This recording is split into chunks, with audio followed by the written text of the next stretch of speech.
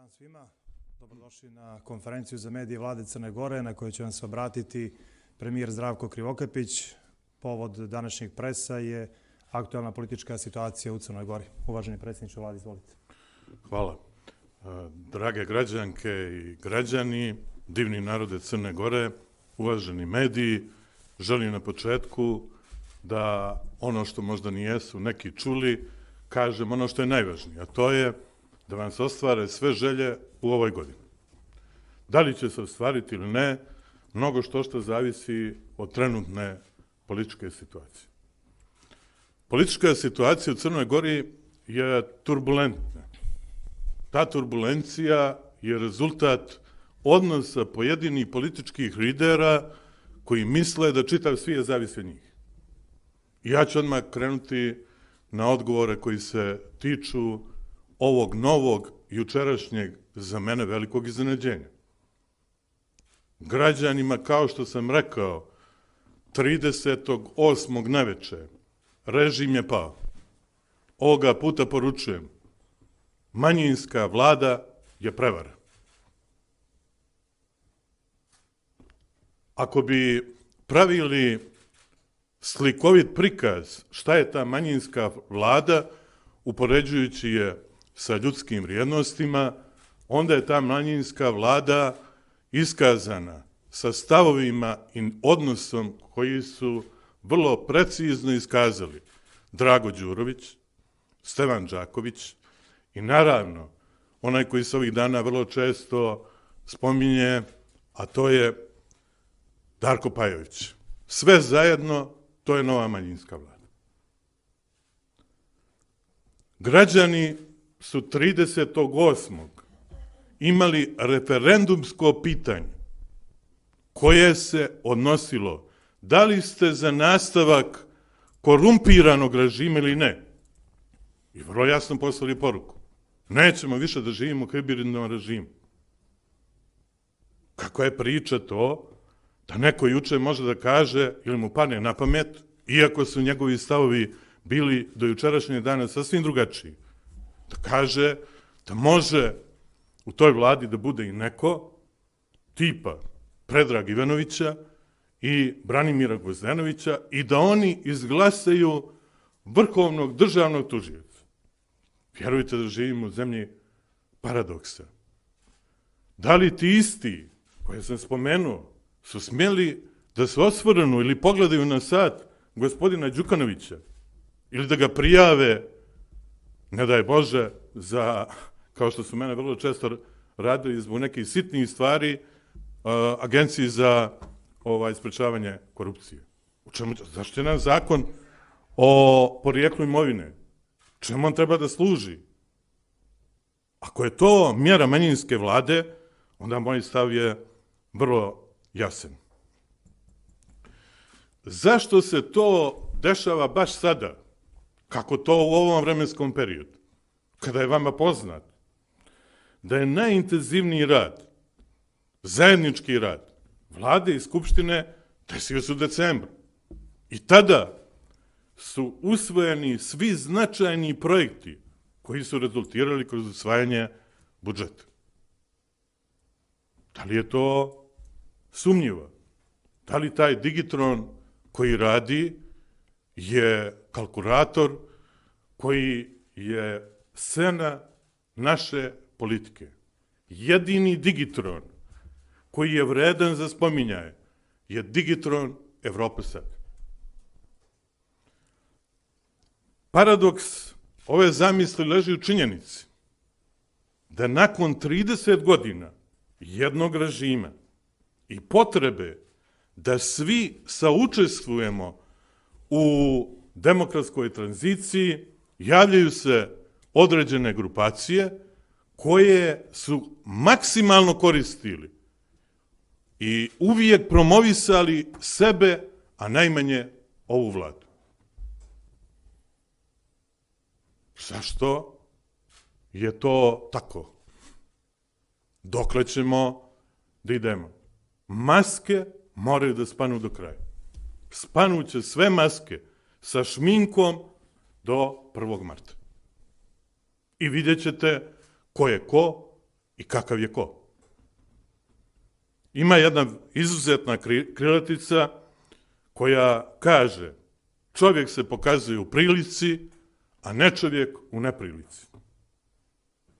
Crna Gora se nalazi u neprilici zbog isključivo i samo političkih lidera koji ne žele da snose odgovornost i s druge strane ti isti politički lideri ne dozvoljavaju da oni ljudi koji imaju i kompetenciju, i odgovornost, i znanje, i mogućnost dođu na pozicijama koje zaslužuju. Pričate o meritokratskom sistemu, dajte da taj meritokratski sistem zaživi prvo u političkom ambijentu Crne Gore. I tada će stvari biti sasvim drugačije. Moram da kažem da me ovih dana intenzivno zovu upravo članovi SMP-a koji tvrde da najmanje 2 njihova poslanika nikada neće podržati ovakvu prevaru. I to je potpuno prirodno. Ne znam da ta partija, čijeg se osnivača sjećam, koji je vrlo jasno profilisao odnos prema DPS-u, danas može neko da njegovu muku i borbu prevodi u neke političke poene. Mislim da to članstvo SMP-a neće dozvoliti. Pošto na kraju vi morate imati neki predlog za izlazak iz ove situacije. Taj predlog sam ja davno dao. Međutim, zašto nije realizovan? Zbog obstrukcije istih ovih koji sada žele nekom manjinskom vladom da preobraze Crnu Goru. U interesu onoga što stalno govore. Ova vlada je bila uspješna, ova vlada je bila vrlo dobra, ali mi imamo drugi put. Drugi put sa onim sa kojima ja nikad ne bi putovao. Ako je to izbor Crne Gore, onda jedina 2 prirodna rešenja, prirodna, su da se u okviru postojeće vlade traži unapređenje rada vlade sa naravno proširenjem broja ministarstava, uvažavanjem unutrašnjeg i međunarodnog konteksta. To je mnogo značajno napomenuti. A najpošteniji način rješavanja ove situacije je ono što je volja građana. A to znači vanredni parlamentarni izbori u maju sa lokalnim izborima u gradovima Crne Gore. Ali ne da se neko krije iza neke liste, nego ako je moguće sa nekim otvorenim listama. Ja znam da određeni i poslanici ne bi mogli da pređu ni ono što ih glasaju iz njihove porodice. Da bi Crna Gora krenula pravim putem, mora da se dođe pročišćenjem. Pročišćenjem onih koji ne zaslužuju ni po čemu da učestvuju u kreiranju politike Crne Gore. Jer ako nijeste odgovorni prema onome što imate, kako nudite nešto drugo, a ne znate šta to može da izazove. Da ne bih ja mnogo pričao, ja se prepuštam vašoj znatiželji. Hvala vam, predsjedniče vlade. Dakle, prelazimo na novinarska pitanja. S obzirom da vlada veliko interesovanje, eto, zamolio bih vas da vodite računa o vremenu. Izvolite. Da idemo redom, tako može. Od prvog reda pa ćemo da... Poštovanje, Aleksandra Šljivić, Radio televizije Crne Gore. Gospodine Krivokapiću, hoćete li pokrenuti postupak razrešenja potpredsjednika vlade Dritana Abazovića? To je prvo pitanje. A drugo pitanje, hoćete li ubrzati proces formiranja partije? Ja ću krenuti od ovoga drugo pitanja jer možda je ono lakše. Drugo pitanje je da uopšte ne razmišljam o partiji.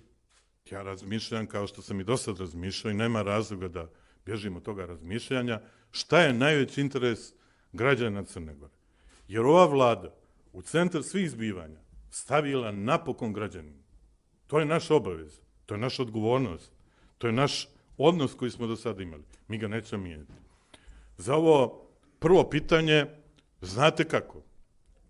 Ova vlada je, pored svih atributa koje je dobila, imala jedan od najznačajnijih, to je etički.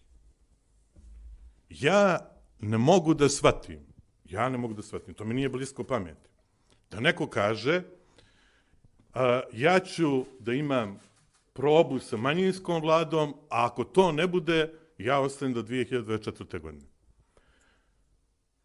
Pošto ja asocijativno razmišljam, onda bi to značilo ovako.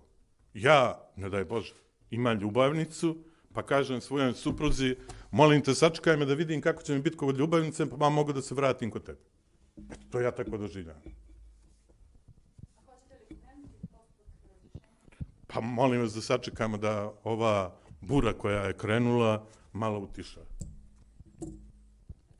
Poštovanje, Ljubica Milićević, Televizija Vijesti. Da li vi razmišljate eventualno o pokretanju inicijative za raspuštanje Skupštine i ako to nije opcija, šta je vaš odgovor na jučerašnji predlog za formiranje manjinske vlade i drugo, da li imate podršku ministara vi u svom kabinetu? Pa vidite, o tom pitanju razrešenja Skupštine ja znam da sam čitao možda prije jedno 4 mjeseca kad je stvarno postojala realna situacija i tačno se zna pod kojim uslovima i kako može biti razriješena Skupština. Sad u ovom trenutku, pošto se desio jedan izuzetan rad tokom decembra, bilo bi prvo nekorektno to uraditi. A što se tiče ovog drugog pitanja, ja do sada nijesam dobio niti jedan jedini, što ono kažu, otkaz ministara i mogu da vam kažem da ove liste koje se pojavljaju po medijima vrlo često targetiraju dvojicu ministara koji vjerovatno kad bi to uporedili sa fudbalskim žargonom, mene bi to ličilo kao u nekom mom vremenskom periodu, tako da možda sad ne znam sve fudbalere, da neko traži Maradonu da ostane kod njega, a on ipak vezan za svog trenera. Mislim da se neće desiti ništa u tom dijelu, da te liste koje se pojavljuju predstavljaju puki marketinški trik koji želi da kaže nama Evropa sad može da bude jedino ako ostanu dva ministra, što nije pošteno. Poštovanje, Milica Marinović, Al Jazeera. Mene zanima, pošto ste iskritikovali koncept manjinske vlade. Sa druge strane, vi već neko vrijeme u parlamentu, čak i od ljudi na čijem ste čelu bili i došli preko izbore, da iz Demokratskog fronta ste vrlo oštro kritikovani. Više različitih partija je izjavilo da nemate njihovu podršku i to se dešava već mjesecima. Kazali ste recimo da ste krajem godine da je usvojen budžet i tako dalje, ali evo i mi novinari smo svjedoci da je to učinjeno da niko nije znao maltene do zadnjeg momenta i broj raznih amandmana i tako dalje, da li će biti ili neće. Znači svako, što bi se reklo, kuburite s podrškom u vladajućoj većini. Rekli ste za vas je prihvatljiva rekonstrukcija postojeće vlade sa povećanjem ministara, ali izbori.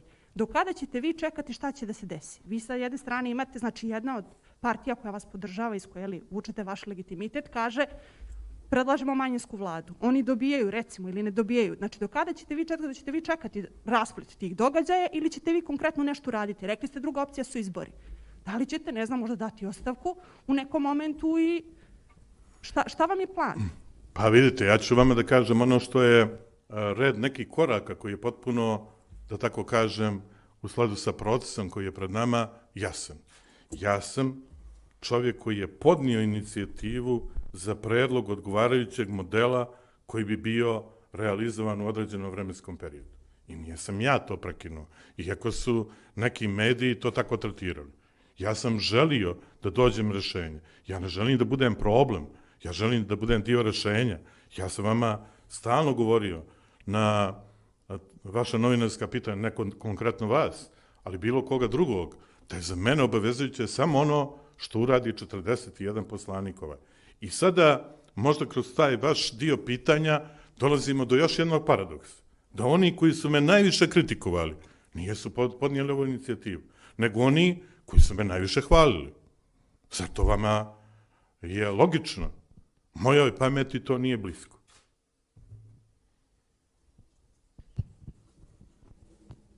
Dakle, ako juče su recimo iz URE su kazali da oni sve ovo rade da bi blokirali put države. Jasno je da je većina stvari u blokadi. Pravosuđe treba da se izabere, za to će vam trebati glasovi i DPS-a ili jednog dijela manjina. Znači, mnoge stvari ne mogu da funkcionišu zato što u vladajućoj većini ne postoji dogovor oko elementarnih stvari. Kako mislite da budete premijer i još koliko dugo takve većine? To je ono što je moje pitanje. Da li vi sudite to na osnovu stavova ili na osnovu rezultata? Ja mislim da bi trebalo svakom pojedincu suditi ili nekoj vladi na osnovu njenih rezultata. Ovdje pričate o tom famoznom broju 49. Taj broj 49 je matematička osnovna škola. Taj broj pada onoga trenutka i njegov smisao se gubi. Ako dva poslanika, kao što sam rekao na početku, iz SMP-a ne bi prišli toj opciji. Znači, da li imate 47 ili 41, vama je nebitno. Ovaj konsenzus treba da se dogodi sa ljudima koji istinski zagovaraju građansku, demokratsku, ekološku, proevropsku Crnu Goru. Zamislite, to stalno čujete, a onda neko to demantuje. Koja je to građanska opcija sa manjinskom vladom, koja je po svim kriterijima politička, nacionalna i onda manjinska? Da li vi mislite da je to normalno rešenje? Ako vi mislite, ja tako ne mislim. Ja mislim da je normalno rešenje ono koje daje rezultat. Zamislite sada formiranje manjinske vlade po svim kriterijima vremenskog toka ne može da bude završeno prije 1. marta. Treba još 2 mjeseca da se sve to presloži, jer će broj ministarstava biti blizak 20. Treba prerasporediti budžet koji je definisan na nivou 12 ministarstava. I neko priča da to nije gubljenje vremena. To je najgore gubljenje vremena. Jer nemate efekat, a dobijate tobož na vremenu. Zašto ne postavite pitanje koje je potpuno logično, meni logično, vama možda nije? Da li jedan profesor koji se bori protiv korumpiranog režima treba da bude problem, a ne predsjednik koji je korumpiran? Da li neko treba da kaže da je Evropa sad beznačajna, a Pandora malo šutra? Ja mislim, ljudi, da trebamo stvari da nazivamo pravim imenom. Da se ovdje pomiješalo sve. Mi zbunjujemo građane. Mi svaki dan dovodimo u neku situaciju brige. Oni trebaju da budu relaksirani. Jer po prvi put Evropa sad obezbjeđuje dostojanstvo minimalne cijene rada. I to neko želi, neko namjenski želi da zabije nož u leđa Evropi sad. Zašto to nije urađeno tokom decembra? Kako možemo pričati o tome? Neki teoretičari tvrde da je neusvajanje budžeta pad vlade. Pa onda je logično zaključiti, jel, tako su nas bar učili iz tautologije, da usvajanje budžeta je povjerenje vlade. Mislim, ovdje je sve toliko pomiješano da zbunjujuće djeluje i onda svaki čovjek se nalazi u nekom iščekivanju šta će biti sa njim. Građani, nemojte da brinete. Svako rešenje koje je u vašu korist je najbolje za Crnu Goru. Svako rešenje koje smatrate da je protiv vas, naravno, nije dobro ni za koga. To je vrlo jednostavno. Ivana Popović, televizija Nova M. Zanima me, prvo rekli ste da će do 1. marta sve maske spasti. Zašto ste se vezali za 1. mart? Da li je taj datum planiran da se završi priča o manjinskoj vladi, to je da ona bude formirana? To je prvo pitanje. Drugo pitanje, potpredsjednik vlade Dritan Abazović juče je kazao da je njemu prihvatljivo da pojedini ministri iz ove vlade budu i u manjinskoj vladi. Da li je vama to prihvatljivo? Ja sam uvijek vrlo jednostavan u tim svojim razrešenjima. Svak ko smatra da mu je dobro negdje drugo, ima pravo svog ličnog izbora. Ja sam vam rekao da ključni ministri ne žele da budu dio te manjinske vlade. Što se tiče ovoga prvog pitanja, možete me posjetiti, pošto nijesam... Zašto ste do 1. marta? Da, izvinite. 1. mart zbog toga što u martu imamo prvo redovno zasjedanje Skupštine. Ovo mora biti vanredno i ono se dešava sa vremenskim ograničenjem koje je vezano za taj dio. To je jedino zbog čega ja to mogu da tvrdim, a mogu da vam kažem da sam to ponavljao u februaru prošle godine, ali ste možda nekako to preumili kada sam rekao da maske u Crnoj Gori političara, pogotovo političkih lidera, će biti potpuno razotkrivene u februaru 2021. godine. Ja nijesam tajnovidac kao VDT, ali znam zašto sam to rekao. Prije godinu dana. Dobro, možete li mi još samo reći, potpredsjednik vlade Dritan Abazović juče vam je saopštio, kako on sam kazao, ovu ideju o manjinskoj vladi. Kakva je bila vaša reakcija, o čemu ste vi razgovarali? Pa kao što ste vi postavljali pitanja juče na toj konferenciji za štampi, ja i mojih, mislim, 5 savjetnika smo mu postavljali slična pitanja. Čemu to vodi? Ko će biti odgovoran? Šta ako se desi, mislim, ne daj Bože, bilo kakav incident, protest, veći, manji, ne znam kako, on je bio nekako onakav kakav je bio na konferenciji za štampu. Sve mi je ličilo to na neko pokajanje gdje samo još red nije stavljen za izjavu saučešća. Vjerovatno ovoj vladi. Ali kakva je vaša reakcija bila? Moja reakcija je bila, srećno ti bilo samo da je na korist Crne Gore. Šta ja drugo da kažem? Šta biste vi rekli? Ja se ne ljutim ni na koga. Hvala vam.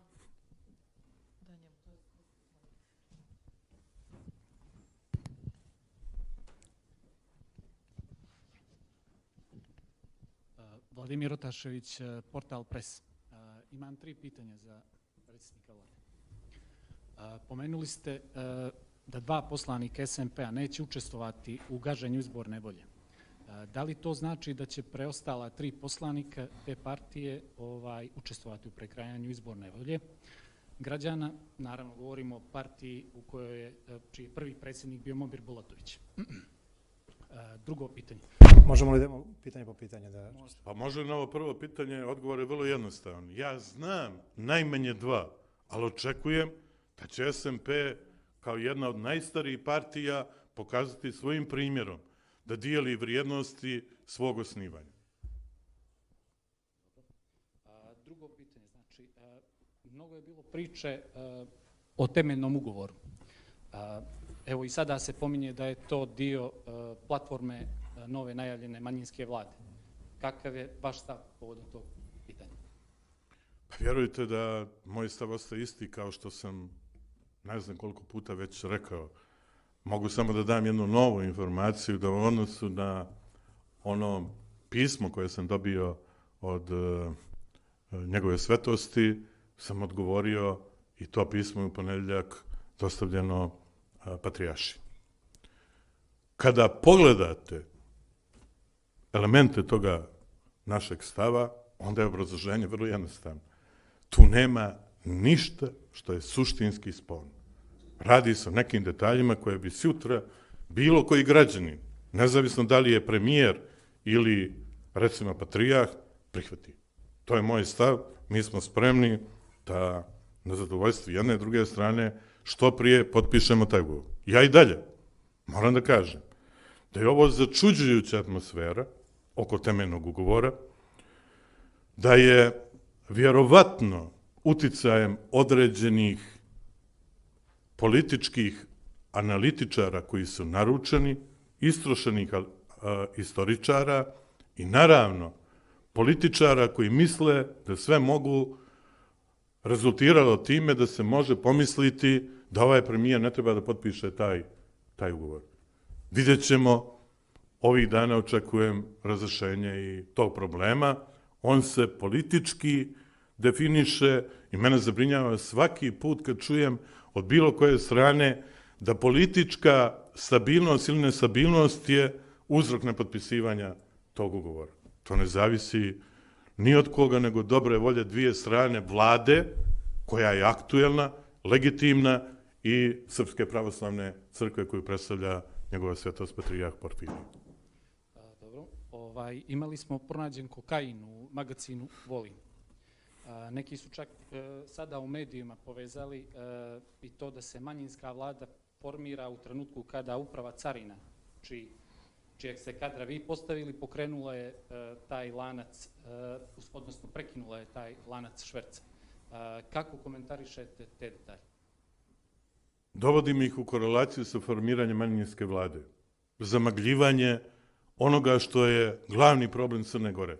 Borba protiv organizovanog kriminala i korupcije koji je povezan sa politikom, ali ne sa ovom politikom. Mislim, ima mnogobrojnih informacija, ne mogu da ih podijelim sa vama, ali sve ukazuju na jednu činjenicu, da je crnogorski manir win, win, win, špediter je kriv. To je igra u kojoj neko želi da zaštiti nekoga. Koga? Ja to ne znam. Ali je upravo to razlog koji treba dodatno da nas sve upozori da promjene u tužilaštvu su prijeko potrebne. Da ne mogu da čekaju ni jednog jedinog sekunda. Jer je dovoljno svim građanima tih priča koje liče na pozorištu kuće.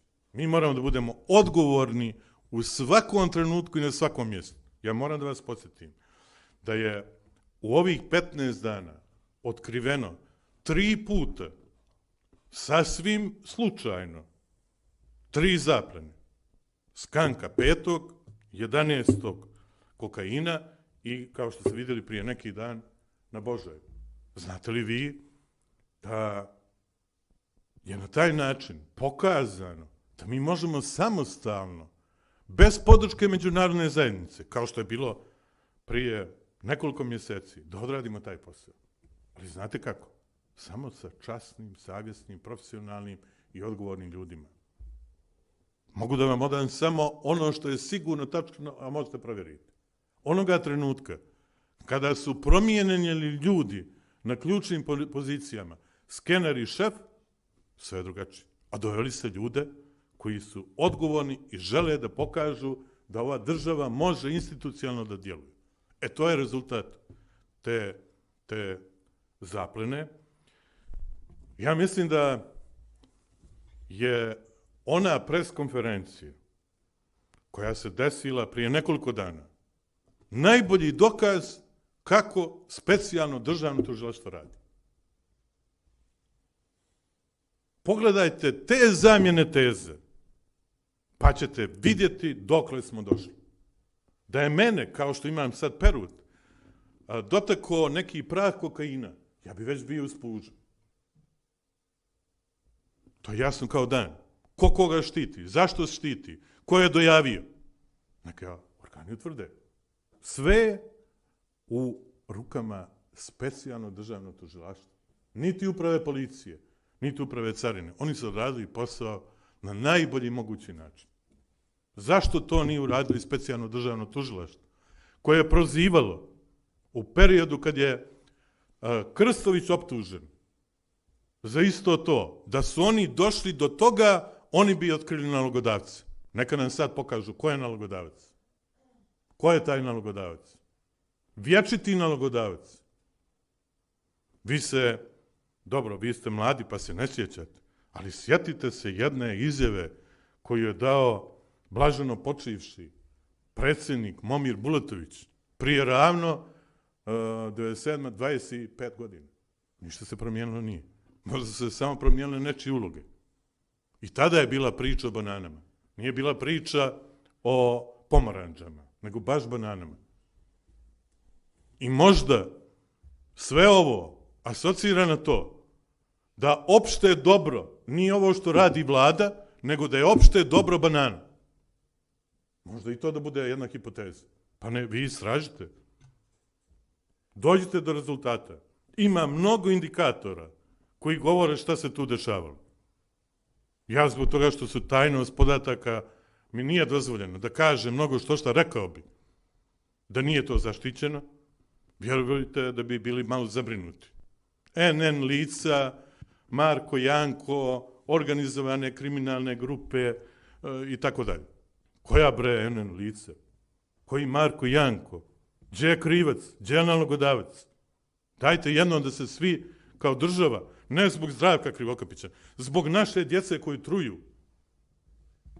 Samo zbog naše djece uradimo ono što treba. Istjeramo mak na konac. Ko je taj nalogodavac? Nalogodavac. On se uključio u čitavom procesu 11. Pa neka neko kaže nije, jeste i tako dalje. Kako poslije dojave da sve bude tako transparentno? Zar slučaj Krstović nije isti slučaj Voli? Po čemu se on razlikuje? Samo mi recite jedan razlog po čemu se razlikuje. To što sam ja obezbijedio da neko prijavi vidljivu drogu. Okle je taj znao? Komu je dojavio? Ko je taj ko je dojavio ta? Ako na te odgovore nemamo u ovom trenutku pravi stav tužilaštva, to je znak da treba što prije tužilaštvo dovesti u red funkcionisanja u korist pravde i građana. Biće prilike, nadam se, da o tome više pričamo. Ja sam pokrenuo sve mehanizme koji su do mene. Nadam se da će jednom akcijom, koja će biti malo i međunarodnog karaktera, ne samo lokalnog, doći do nekih boljih, tačnih podataka koje možemo da podijelimo sa svima. Ovo je bitka za Crnu Goru. To je bitka za Crnu Goru. Idemo dalje. Biljana Matijašević, Vijesti. Da li ste očekivali da će predlog o formiranju manjinske vlade stići od vašeg prvog saradnika, potpredsjednika vlade? Kako ste reagovali na to, odnosno kako ste to doživjeli i da li smatrate da je to rezultat pritiska međunarodne zajednice ili su neki drugi razlozi u pitanju? I ako možete li reći od kojih poslanika SMP-a očekujete da neće podržati inicijativu? Hvala. Za ovo drugo pitanje vam ne mogu dati odgovor jer tačno znam imena, a vi možete pogledati istoriju dešavanja pa će vam sve biti jasno. Za ovo prvo pitanje, ja bi bio naivan čovjek kad bi vam rekao da nijesam znao da se priprema nešto. Ja bi vam bio naivan kada bi rekao da potpredsjednik vlade i ministar vanjskih poslova nijesu otišli u Ameriku, a da su to javili ovom premijeru jedan dan prije puta. To jasno govori o njihovim namjerama. Ali, uvijek postoji jedan ali. Kada neko želi da na takav način igra, onda valjda i vi morate parirati. I vi znate da neposredno posle toga, mislim, ne znam zašto mediji to nijesu tako, zbog toga što neki mediji podržavaju jednu stranu do kraja i ona možda radi šta hoće, ova druga je uvijek negativna. Nije se pitali zašto poslije toga na istom mjestu idu dva ministra ove vlade i razgovaraju. I onda je bio jasan stav gospodina Eskobara koji je rekao bezrezervna podrška ovoj vladi. Nikakvoj, jel? Kako neko kaže. To nije tačno. Najbolja vlada u istoriji Crne Gore. Ona je vlada koja je ostvarila najveći rezultat posle pada od 15,3 koji je sada 14,2. U istoriji nećete zabilježiti veći ekonomski rad Crne Gore, koji je naravno nije pao s neba. Neko kaže to je opruga, pa što je više pritisne, to ne više skoči. Ma nemoj. A šta je bilo sa ostalim stvarima koje smo radili? Prvi u Evropi sa ekonomskim rastom. I naravno, kao u knjizi o Milutinu, prvog treba obrijati da bi svi bili na istom nivou. Ova vlada je upravo najbolja vlada do sada, koja brine o građanima, brine o kulturnom blagu, brine o ekologiji, brine o energetici, brine o autoputu. Zašto niko ne postavi pitanje, kao što ste možda prije neki dan komentarisali kako ja se gatam sa vremenom? Zašto niste postavili? Zašto je to tako? Znate zašto? Zato što ovaj premijer ne treba da otvori autoput. da je neko pravio obstrukciju, ja sam vam pričao to, oko plana održavanja, odnosno bolje rečeno, projekt održavanja autoputa, pogotovo u zimskim uslovima. Uradili smo mi sve što smo mogli, čak i koristili međunarodne adrese da dođemo da bar do nekih rešenja koje daju održivost tog puta. Imamo obstrukciju još jednu. Komisija za tehnički pregled, koja je dobila sve pare, a uradila 40% aktivnosti. Znate koliko te komisije dobijaju u okruženju? Najmanje 4 puta manje. I nijesu tako brojne. I nijesu uključeni ljudi iz ministarstva, jer to je sukob interesa. Ali kod nas je sve moguće. Jedino ovoj vladi ne može da se pruži ni prilika da se razmahne. Taman mislite da ste dobili neki zamah, a neko vas iznenadi.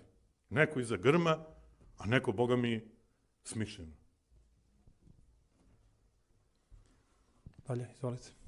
Poštovanje, Nevena Cvijević, Adria televizija. Da li su tačne informacije da nemate podršku ministra Spajića i da on kreće u osnivanje svoje partije? I drugo pitanje, da li ste planirali da podnesete ostavku?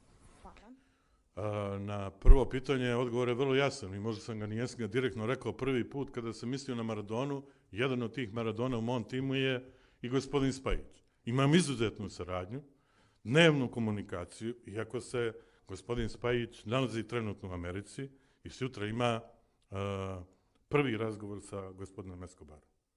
To je ono što je tačno. Sve drugo su špekulacije na račun nekih ideja, podrške ovoj manjinskoj vladi. Što se tiče ostavke, vi znate da je to vječito pitanje. Ja ću podnijeti ostavku onoga trenutka kada budem neuspješan. Ja sada smatram da je ova vlada sa mnom na čelu bila više nego uspješna. To govore njeni rezultati, ne zbog toga što ja falim sebe. I vi bi se trebali uvijek da cijenite nešto na osnovu rezultata. Rezultat je mjera svega. Ono pokazuje koliko vrijedite, koliko ste uspjeli, koje programske ciljevi ste odradili.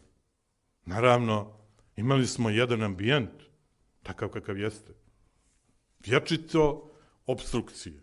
I to od onih koji su dali zamah DPS-u da se konsoliduju ili ne znam već šta, kako bi sada oni vjerovatno likovali ovih dana, misleći da će se u manjinskoj vladi skloniti i da ćemo mi svi zaboraviti šta je bilo 30 godina. Mislim da su se prevarili.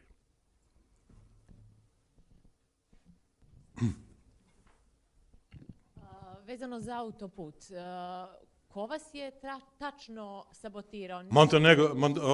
Monteput. Novo rukovodstvo? Ne, prethodno rukovodstvo. Nije sam znao. Ja sam saznao onaj dan kad sam otišao da obilazim autoput, da nema projekat održavanja autoputa i napravio analogiju. Zamislite, neko vam da automobil bez knjižice održavanja.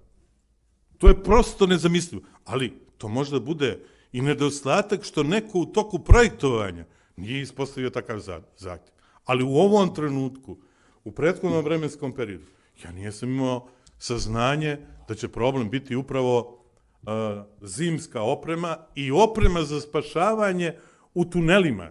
Jer naši tuneli na autoputu su takvi da morate da imate specijalizovanu opremu koja to omogućava. Mi ni to nismo imali. Niti sad imamo. Ali nadam se, raspisan je tender, da ćemo to obezbijediti. Ali ovaj drugi dio, to je teorijski nemoguće završiti u ono vremenu koje sam ja mislio da je moguće. To je to. Nema više pitanja. Hvala svima. Hvala predsjedniče vlade. Ovim je konferencija za medije završena.